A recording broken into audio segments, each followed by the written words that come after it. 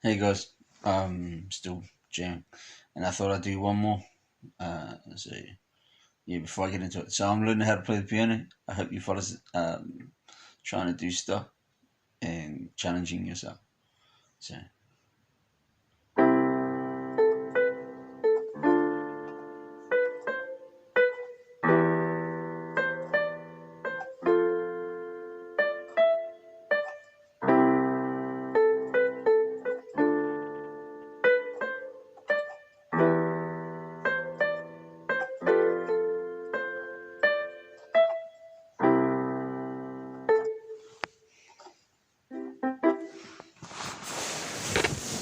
so this again, hope you're getting something out of this.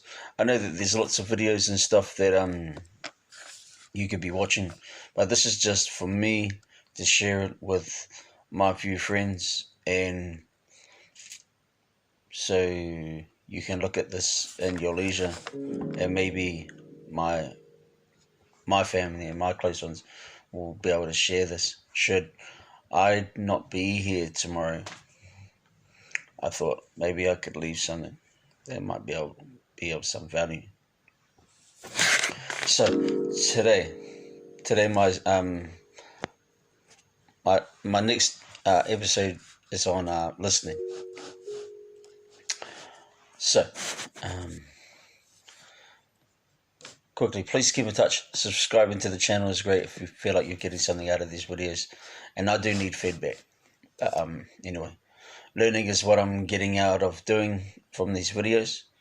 And since I've found so many great guys I've adopted as heroes, without being sucked into hero worship, because if you disagree with something someone does, it's okay to maybe think heroes aren't perfect and they're human. I guess I'm just talking about the idea that if you're listening to someone, it's okay to disagree with them as well, even if you look at them as a hero. Human heroes aren't like mentors, um, because mentors are people that you can talk to. But mentors are people that we can reach out to, and this is the understanding that comes from this guy, Seth Godin. The idea that heroes don't know who you are, but they're examples and demonstrations of what you should be, right?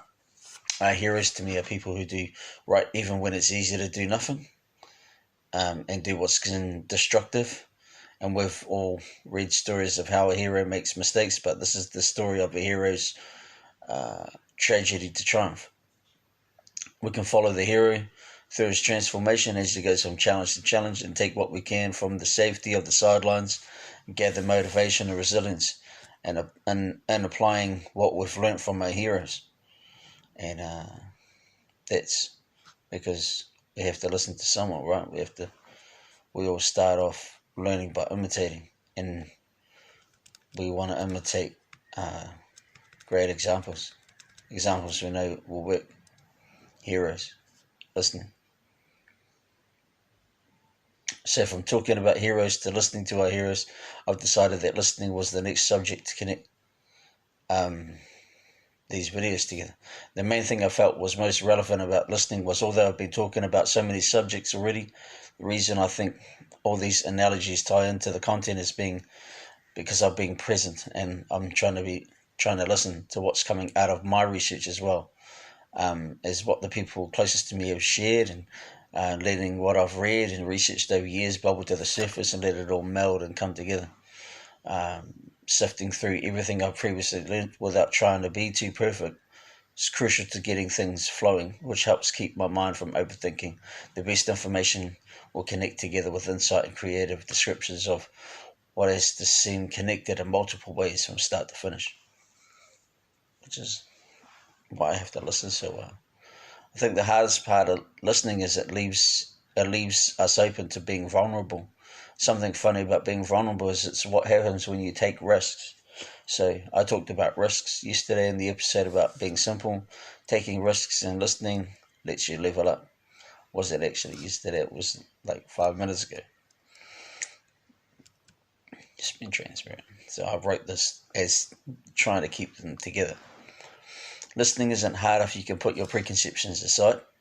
But as a side note to having preconceptions, we have these conceptions so that we can quickly translate what we're processing. So when someone says something in the way of using a figure of speech like raining cats and dogs, or say even a broken clock is right twice a day, this will simplify what we're hearing into a simplified concept, and the easier we can grasp these things, the smoother our communication and understanding, the quicker it'll be, the quicker it becomes. And really, we don't have to spell out everything, like, in complex forms. And we know this to be true. Listening can cause me to question what I believe too, which is painful because you don't want to think you're wrong, right? And when I do that, it can cause me to overthink, and I start to think, okay, what else am I working on? What else am I wrong about? So I try not to look at what I'm hearing in a way where I become self-defeating and remain curious as much as possible.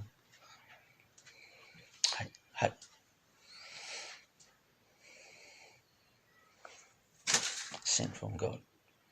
Listening and learning is a lot more palatable when I don't question myself with and overthink about how I might have to revise a lot of what I think I know.